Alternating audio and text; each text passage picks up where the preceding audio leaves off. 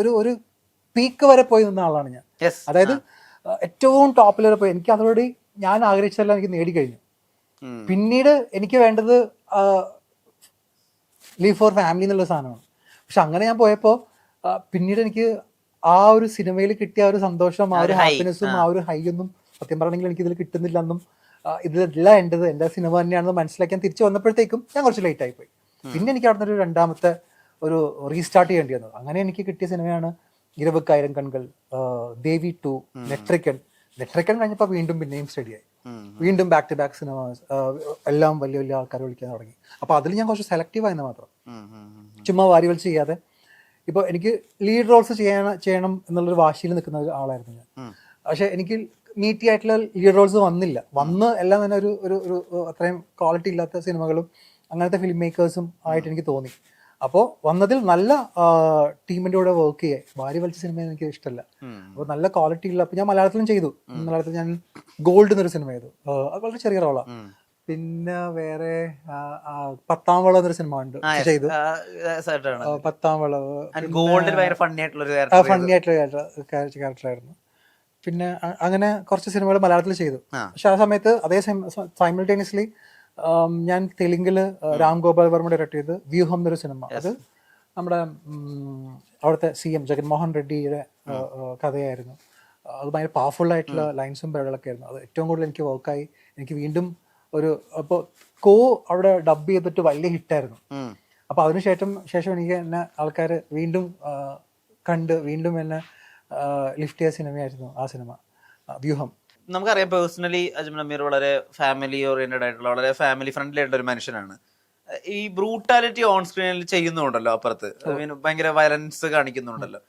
ഇതെങ്ങനെ ഇമാജിൻ ചെയ്യാൻ സാധിക്കും? അതായത് അത്രയും അധികം ഫാമിലി ഓറിയന്റഡ് ആയിട്ട് വളരെ പീസ്ഫുൾ ആയിട്ടുള്ള ഒരാൾ ആർട്ടിസ്റ്റിലേക്ക് മാറുമ്പോൾ, ഞാൻ പറഞ്ഞ സെറ്റ് ഓഫ് വില്ലൻ സിനിമകളുടെ കാര്യമായിട്ടാണ് പറയുന്നത്, അത് എളുപ്പമാണ് അങ്ങനെ ഒരു ക്യാരക്ടറായിട്ട് സിങ്ക് ആവാൻ വേണ്ടിയിട്ട്. നമ്മളൊരു ആർട്ടിസ്റ്റാണ്. നമ്മളൊരു ആർട്ടിസ്റ്റ് എന്ന് പറയുകയാണെങ്കിൽ ക്യാമറയുടെ മുന്നിൽ നമുക്ക് ആരായിട്ടും ഈസിയായിട്ട് മാറാൻ പറ്റും. അത് മാത്രമല്ല, ഞാൻ ഒരുപാട് സിനിമ കാണുന്ന ആളാണ്. നമ്മൾ തമിഴും മലയാളവും തെലുങ്കും മാത്രമല്ല ഒരുപാട് പുറത്തുനിന്നുള്ള സിനിമകളും എല്ലാം കാണുന്ന ആളാണ്. അപ്പോൾ അതിലുള്ള മാനറിസംസും ആർട്ടിസ്റ്റുകളുടെ പെർഫോമൻസും ഒക്കെ എനിക്ക് ഭയങ്കര ഇഷ്ടമാണ്. അപ്പോൾ നമ്മൾ ഒരു സംഭവം ചെയ്യുമ്പോൾ നമുക്ക് ആ സാധനം ഇഷ്ടപ്പെടണം, ആ ഒരു ക്യാരക്ടർ നമുക്ക് ഇഷ്ടപ്പെടണം, കൂടെ വർക്ക് ചെയ്യുന്ന ടെക്നീഷ്യൻസ് ഇഷ്ടപ്പെടണം. നെറ്റ്ഫ്ലിക്സിലൊക്കെ ഞാൻ ശരിക്കും എൻജോയ് ചെയ്ത സിനിമയാണ്. കാര്യം വേറെ ഒന്നുമല്ല, അതിലെ ടെക്നിക്കൽ ടീം എന്ന് പറഞ്ഞാൽ മിഠായി ആയിരുന്നു. ഐ മീൻ ക്യാമറാമാൻ, ഡയറക്ടർ, ആർട്ടിസ്റ്റുകൾക്ക് ആർട്ടിസ്റ്റ്, അങ്ങനെ എല്ലാം കൂടി അങ്ങനെ ഒരു ടീമിനെ കിട്ടാന്ന് പറഞ്ഞിട്ടുണ്ടെങ്കിൽ ഭയങ്കര രസമാണ്. ഇപ്പോൾ എനിക്ക് സത്യം പറഞ്ഞാൽ ഇങ്ങനത്തെ ഒരു ടീമിനൊക്കെ ഉണ്ടാക്കിയിട്ട് സ്വന്തമായിട്ട് സിനിമ ചെയ്യാൻ ഭയങ്കര ആഗ്രഹം ഇപ്പോൾ. കാര്യം എനിക്ക് നമ്മൾക്ക് ഒരു സ്ഥലത്ത് പോകുമ്പോൾ അറിയാം എത്രമാത്രം അവർ പാഷനേറ്റ് ആണ്. അവരുടെ ഒരു വർക്ക് കാണുമ്പോൾ നമുക്ക് അറിയാം they just want to make money or just want to do some business. എനിക്ക് അങ്ങനത്തെ ആൾക്കാരുടെ കൂടെ വർക്ക് ചെയ്യുന്നതിനേക്കാളും സിനിമയോട് പാഷനേറ്റ് ആയിട്ട് വർക്ക് ചെയ്യുമ്പോൾ ഓട്ടോമാറ്റിക്കലി ബിസിനസ് നടക്കും, സിനിമയും നന്നാവും. അപ്പോൾ ഈ സിനിമയിലൊക്കെ പോയിട്ട് ഉഴപ്പന്മാരെ കാണുമ്പോൾ സത്യം പറഞ്ഞാൽ നല്ല ദേഷ്യം വരും. പിന്നെ കാര്യം ഭയങ്കര രസമുള്ള ഒരു പരിപാടിയാണ് ഈ സിനിമ എന്ന് പറഞ്ഞാൽ. അപ്പോൾ അതിൻ്റെ എനിക്ക് സത്യം പറഞ്ഞെങ്കിൽ ഈ പോസ്റ്റർ ഡിസൈനിങ് മുതൽ ടുവേർഡ്സ് അതിൻ്റെ എൻ്റെ എല്ലാ പരിപാടികളും എനിക്ക് ഭയങ്കര ഇഷ്ടമാണ്. അങ്ങനെ പോയി എന്താണ് അടുത്തത് what is going to come about ആ ഫിലിം, അതിൻ്റെ മ്യൂസിക് എന്തായിരിക്കും, അതിൻ്റെ ആർട്ടിസ്റ്റുകൾ ആരൊക്കെ ആയിരിക്കും, ഭയങ്കര എന്തോ ഉള്ള ഒരാളാണ് ഞാൻ.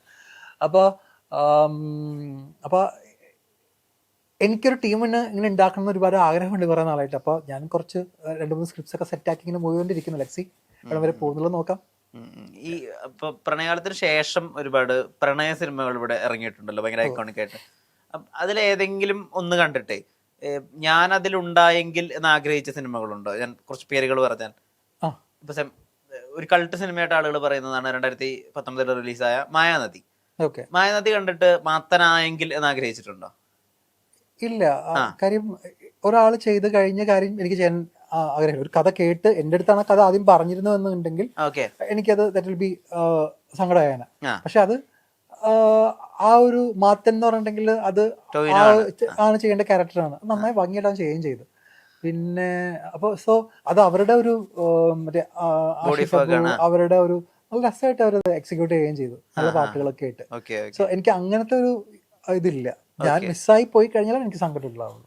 കഥ കേട്ടിട്ട് മിസ്സായി പോയി. അതെ, കഥ കേട്ട് എന്നെ തീരുമാനിച്ചു അതിനുശേഷം എനിക്കത് ചെയ്യാൻ പറ്റിയില്ല എന്നുണ്ടെങ്കിൽ മാത്രമേ എനിക്ക് സങ്കടം ഉണ്ടാവുള്ളൂ. ഡേറ്റ്സ് ഒക്കെ എന്തെങ്കിലും അങ്ങോട്ടൊക്കെ പോയി അല്ലെങ്കിൽ ഞാൻ എനിക്കത് കേട്ടിട്ട് എനിക്ക് ഇഷ്ടപ്പെട്ടില്ല, നോ പറഞ്ഞു. വേറെ ഹിറ്റാക്കി വേറെ ആളത് ചെയ്ത് ഹിറ്റാക്കി, അത് അവരുടെ ഭാഗ്യം, വളരെ. പക്ഷെ അങ്ങനെ ഉണ്ടായാലും എനിക്ക് ഇതുള്ളൂ. അങ്ങനെ കേട്ട് മിസ്സാക്കിയതുണ്ടോ? അങ്ങനെയായിട്ട് മിസ്സാക്കിയത് ഒരു സിനിമ ഞാൻ പലയിടത്തും പറഞ്ഞിട്ടുണ്ട്. അരവിന്ദ് സ്വാമി രണ്ടാമത്തെ പടത്തിന്റെ പേര് തനിയൊരുവൻ. തനിയൊരുവനിലും എല്ലാം നിങ്ങളായിരുന്നു. തനിയൊരുവനിൽ അരവിന്ദ് സ്വാമിയായിട്ട് എന്നെ വിളിച്ചോണ്ടിരുന്നവർ. ഒരു 4 മാസമായിട്ട് എൻ്റെ പുറകിലായിരുന്നു ആ സിനിമ ഞാൻ തന്നെ ചെയ്യണമെന്ന് പറഞ്ഞിട്ട്. അതിൻ്റെ എക്സിക്യൂട്ടീവ് പ്രൊഡ്യൂസർ വെങ്കറ്റ് സാർ, പ്രൊഡ്യൂസർ എല്ലാവരും. പക്ഷെ ആ സമയത്ത് ഞാനൊരു വലിയ 2 തെലുങ്ക് സിനിമകൾ ചെയ്തുകൊണ്ടിരിക്കുകയായിരുന്നു. അപ്പം ഞാൻ പറഞ്ഞില്ല, ഞാൻ മെയിൻ ലീഡ് മാത്രം ചെയ്യുന്നുള്ളൂ, ഇല്ല ഞാൻ ഇനി ചെയ്യുന്നില്ല എന്നുള്ള സീനിൽ അടിയുറച്ച് നിൽക്കുമായിരുന്നു. എൻ്റെ റൈറ്റേഴ്സ് കോഡ് റൈറ്റേഴ്സ് ആയിരുന്നു. സുബ. സോ അവര് വഴിയാണ് എന്നെ വിളിച്ചുകൊണ്ടിരുന്നത്. പിന്നെ മെയിൻ പ്രൊഡ്യൂസർ വന്ന് വിളിച്ചു, എല്ലാം വിളിച്ചിട്ട് ഞാൻ ആ സിനിമ ചെയ്തില്ല. അപ്പോൾ അത് കഴിഞ്ഞ്, അത് സിനിമ കഴിഞ്ഞപ്പോഴും പടച്ചോണം, ഇത് ഇത്രയും ബ്യൂട്ടിഫുൾ ആയിട്ടുള്ള ക്യാരക്ടറായിരുന്നു, ഇത്രയും ലേയേഴ്സ് ഉണ്ടായിരുന്നു. പക്ഷെ ആ ഒരു സിനിമ കാരണം ബാക്ക് ടു ബാക്ക് കുറേ സിനിമകൾ അരവിന്ദ് സ്വാമി ചെയ്തിരുന്നു. കുറേ കാലത്തിന് ശേഷം ഒരു കംബാക്ക് കൊടുത്താണ്. പക്ഷെ എനിക്കിപ്പോൾ അത് ഓർക്കുമ്പോൾ എനിക്ക് അത്ര നന്നായിട്ട് ചെയ്യാൻ പറ്റുമെന്ന് പോലും എനിക്കറിയില്ല. അത്രയും ബ്യൂട്ടിഫുൾ ആയിട്ടാണ് പുള്ളിക്കാരൻ ചെയ്ത് വെച്ചിരിക്കുന്നത്. ഞാൻ പക്ഷെ എൻ്റെ ഒരു സ്റ്റൈലിൽ വേറെ രീതിയിലാണ് ഇത് ചെയ്തത്. അത് മാത്രം ഞാൻ മിസ് ചെയ്തിട്ട് ഞാൻ റിഗ്രറ്റ് വന്നിട്ടുള്ളൊരു, ബാക്കി കുറെ സാധനങ്ങളൊക്കെ ഒന്ന് ചെയ്തിട്ട് ആൾക്കാർ പോയിട്ടുണ്ട്, അതൊന്നും വർക്കൗട്ട് ആയിട്ടില്ല. അപ്പൊ ആകെപ്പാടെ എനിക്ക് സങ്കടമുള്ളത് ആ ഒരു സാധനം മാത്രമേ ഉള്ളൂ. നമ്മളിപ്പോ നേരത്തെ ചോയ്സിന്റെ കാര്യം അല്ലെങ്കിൽ സ്ക്രിപ്റ്റ് സെലക്ഷന്റെ കാര്യമൊക്കെ പറഞ്ഞ സമയത്ത് അജ്മൽ ഓപ്പൺ ആയിട്ട് തന്നെ പറഞ്ഞ ഒരു ഇൻസിഡന്റ് ഉണ്ട്. അതായത് അജ്മൽ അമീർ ഒരു സിനിമയുടെ ഭാഗമാവുന്നു. അപ്പൊ അയാൾ പറഞ്ഞ കഥയല്ല ഷൂട്ട് ചെയ്തുകൊണ്ടിരിക്കുന്നത്. അയാളോട് നേരിട്ട് പറയുന്നു, നിങ്ങൾ ഇതല്ലല്ലോ എൻ്റെ അടുത്ത് പറഞ്ഞിട്ടുള്ളത്, എനിക്ക് താല്പര്യമില്ല ഇത് തുടർന്ന് ചെയ്യാന്ന് പറയുന്നു. അവിടെ നിന്ന് ഇറങ്ങി വരുന്നു. അമ്മ ഇടപെട്ടിട്ട് അജ്മൽ അമീറിനോട് അതൊന്ന് ചെയ്ത് തീർത്തു കൊടുക്കൂ എന്ന് പറയുന്നു. അത് ചെയ്ത് തീർത്തു കൊടുക്കുന്നു. ആ സിനിമയുടെ പേര് ഞാൻ പറയുന്നില്ല. അത്രയധികം ഇൻവോൾവ്മെന്റ് ഉള്ള ഒരു ആളായിട്ട് ആ ഘട്ടത്തിലൊക്കെ നമുക്ക് തോന്നിയിട്ടുള്ളത്. അങ്ങനെ പറഞ്ഞിട്ട് അത്രയും ഗട്സോടുകൂടി പറഞ്ഞു വരുന്ന ആളുകളും കുറവാ. ഇപ്പോഴും ആ കാര്യമുണ്ട്. അതായത് ഞാൻ പറഞ്ഞത് അല്ലെങ്കിൽ ഞാൻ ആഗ്രഹിച്ചത് കിട്ടിയില്ലെങ്കിൽ എനിക്ക് നിങ്ങളോട്ട് മുന്നോട്ട് പോകാൻ താല്പര്യമില്ല, അത് ആരായാലും പറഞ്ഞിട്ട് വരാൻ ആ ഗട്സ് ഇപ്പോഴും ഉണ്ട് അജ്മൽ അമീറിന്. ഞാൻ ഒരൊറ്റ സിനിമയിൽ എനിക്ക് ആ ഒരു ഇതുണ്ടായിട്ടുള്ളൂ. അതിനുശേഷം ഞാൻ തീരുമാനിച്ചത് അങ്ങനെയുള്ള ആൾക്കാരുടെ വർക്ക് ചെയ്യണ്ട എന്ന് തന്നെയാണ്. ഞാൻ ശേഷം അങ്ങനത്തെ ആൾക്കാരുടെ വർക്ക് ചെയ്തിട്ടില്ല. അപ്പൊ പിന്നെ എനിക്ക് തന്നെ ബുദ്ധിമുട്ടുണ്ടായിട്ടില്ല. പിന്നീട് അങ്ങനത്തെ ആൾക്കാരെ കാണുമ്പോഴും അവർ സ്ക്രിപ്റ്റ് നറേറ്റ് ചെയ്യുമ്പോഴും നമുക്ക് അറിയാൻ പറ്റും. സോ അപ്പൊ അത് നമുക്കൊരു പാഠമായിട്ട് എടുത്തിട്ട് പിന്നീട് അതിനുശേഷം ഞാൻ തീരുമാനിച്ചത്, ഞാൻ കാരണം ഒരു അസോസിയേഷനും എനിക്ക് വേണ്ടിയിട്ട് അങ്ങനെ പോയി സംസാരിക്കാൻ പാടില്ല എന്ന് ഞാൻ തീരുമാനം എടുത്തിരുന്നു. പിന്നീട് ഒരുപാട് സിനിമകളിൽ എനിക്ക് പൈസ തരാതെ പ്രൊഡ്യൂസേഴ്സ് എല്ലാം കഴിഞ്ഞിട്ട് ഞാൻ അവരുടെ ഭാഗത്ത് നിന്നിട്ട് ആ പൈസ എനിക്ക് കിട്ടിയിട്ടൊന്നുമില്ല. ഞാൻ ആർക്കും എതിരെ ഒരു കംപ്ലൈന്റും പറഞ്ഞിട്ടില്ല. കുറെ പൈസ ഒരുപാട് പേര് എനിക്ക് തരാനുണ്ട്. ഇതൊന്നും ഞാനൊരു കംപ്ലൈൻമെന്റ് ആയിട്ട് പറഞ്ഞിട്ടില്ല, ഒന്നുമില്ല. ശരി, okay, fine, let them do what ever they want എന്നുള്ള സീനിൽ നമ്മൾ മാറി നിൽക്കുക. കുറേ ആൾക്കാർ കൃത്യമായിട്ട് എൻ്റെ പൈസ അറേഞ്ച് ചെയ്യും. അപ്പം ഞാൻ എന്ത് ഏറ്റെടുത്താലും ഒരു 150% അവരോട് കട്ടയ്ക്ക് നിൽക്കുന്ന ആളാണ്. അപ്പോൾ എന്നെപ്പറ്റി കൂടുതൽ അറിയുന്നത് എൻ്റെ കൂടെ വർക്ക് ചെയ്ത ആൾക്കാർക്കാണ്. So they knows me well than anyone. ഈ വീണ്ടും വീണ്ടും വർക്ക് ചെയ്ത ആളുകൾ വിളിക്കാനുള്ള കാരണം ഇത് തന്നെയായിരിക്കും? ആയിരിക്കണം.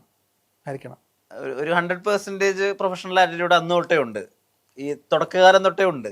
പ്രൊഫഷണൽ ആറ്റിറ്റ്യൂഡിനേക്കാളും എനിക്ക് സിനിമയിലുള്ള പാഷനും അത് ജയിക്കണമെന്ന് ആഗ്രഹവും ആണ് കൂടുതൽ. കാര്യം ഞാൻ ഇപ്പൊ കുറെ നിങ്ങൾ പറഞ്ഞ 1-2 സിനിമകൾ എനിക്ക് ഇഷ്ടപ്പെട്ട് ചെയ്തത് പകുതിയായപ്പോൾ എനിക്ക് മനസ്സിലായി അത് അതിന്റെ റൂട്ടിലല്ല പോകുന്നതെന്ന് എനിക്ക് മനസ്സിലായി. അതിനെപ്പറ്റി പറയാൻ പോലും ഞാൻ ആഗ്രഹിക്കുന്നില്ല.